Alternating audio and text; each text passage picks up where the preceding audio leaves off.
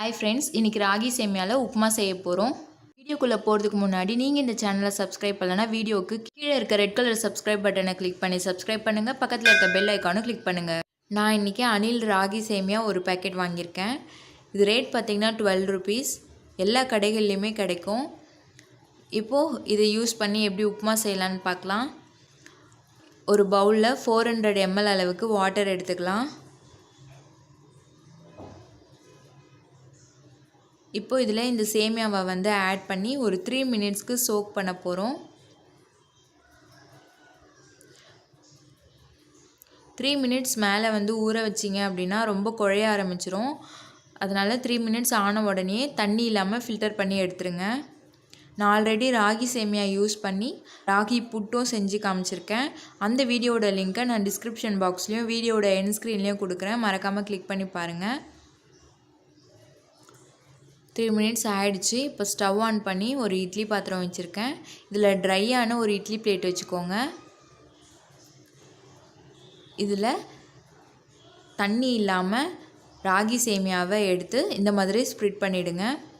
இப்போ இதை மூடி போட்டு க்ளோஸ் பண்ணிடலாம். ஒரு 5 minutesக்கு இது வந்து நல்லா வேகணும். 5 minutesக்கு அப்புறமா இதை ஓப்பன் பண்ணலாம்.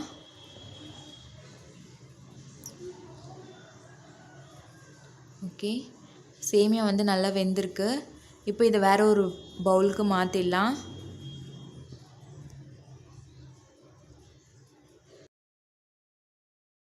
ஸ்டவ் ஆன் பண்ணி ஒரு கடாயில் 3 tablespoon ஆயில் ஆட் பண்ணியிருக்கேன்.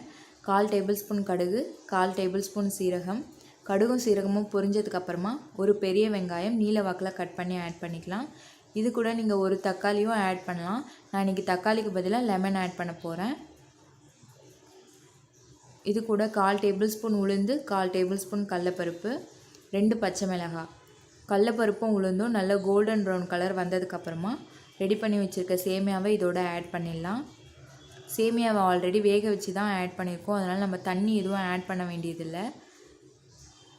தேவையான அளவு சால்ட், 1/2 லெமன் ஜூஸ் ஆட் பண்ணிடலாம்.